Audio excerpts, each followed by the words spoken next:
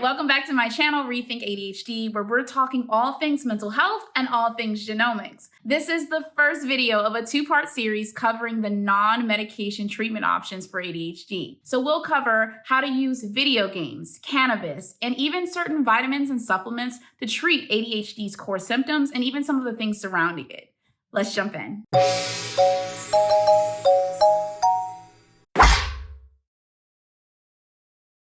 All right, let's start with video games.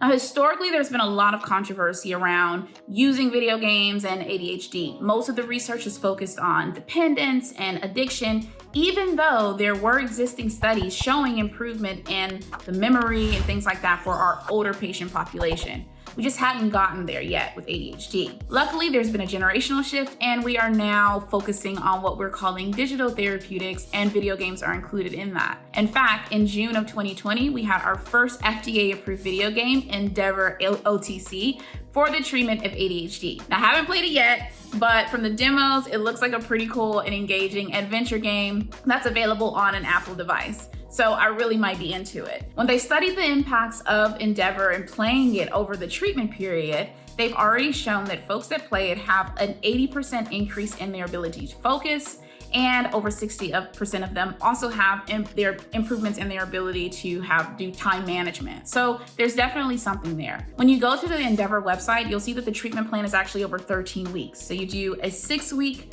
term, which is your first dose, where you play the video every day. You do 1 week off as your break, and then you do another 6 weeks as your second dose. And the science so far is saying the more you play, the better that you get. So if you're looking for something that's really engaging, non-medicinal, that you can really just pop into your bag at the airport, that might be it for you.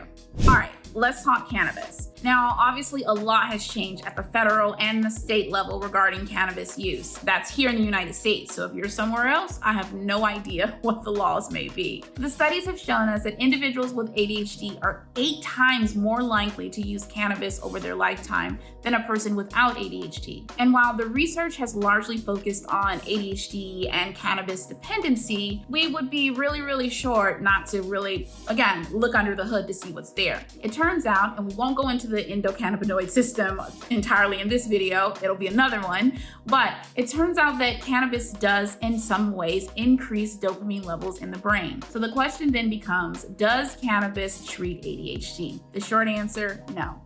I know, it's shocking. So why did I put it on the list? Well, it turns out that cannabis actually helps with something that's really associated with ADHD that can hurt and impact an ADHDer's life. And that thing is social anxiety. We know that over almost 40% of individuals with ADHD can suffer with social anxiety disorder. Cannabis actually works on the limbic and paralimbic systems in the brain, which, if you don't know what those are the parts of the brain that are related to our emotional response, really our flight or fight response to that spider that jumped out at you. Basically, the reptilian part of the brain that's responsible for remembering bad and scary things and keeping you safe. So cannabis, or CBD, works on the paralimbic and or limbic portions of the brain that are responsible for those reactions, and it has been shown to be a successful treatment for social anxiety. So while cannabis does not address the core components of ADHD, i.e.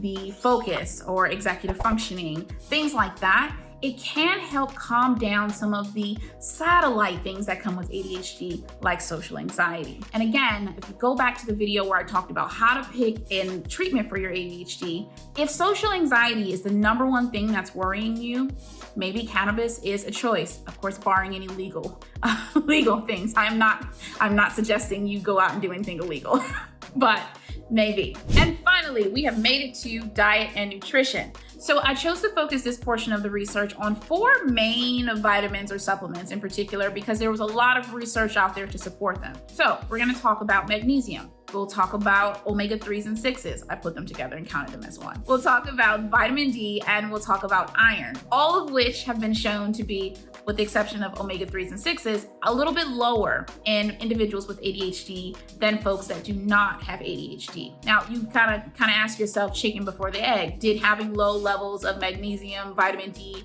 or iron cause the ADHD, or are they just associated with ADHD? The science still doesn't know. But what we do know is that for individuals that have ADHD, when they are supplemented in particular with a combination of omega-3s and 6s and magnesium and zinc, they have been shown when compared to controls to have better increases in their executive functioning. And then most surprising to me, their sleep. So if your ADHD is associated with any amount of insomnia, you might want to look into adding a supplement to your natural care plan as far as your ADHD. And in this case, the research is suggesting adding omega-3s, omega-6s with magnesium and zinc to really get the biggest bang for your buck. In terms of where you get omega-3s and 6s, it's fish.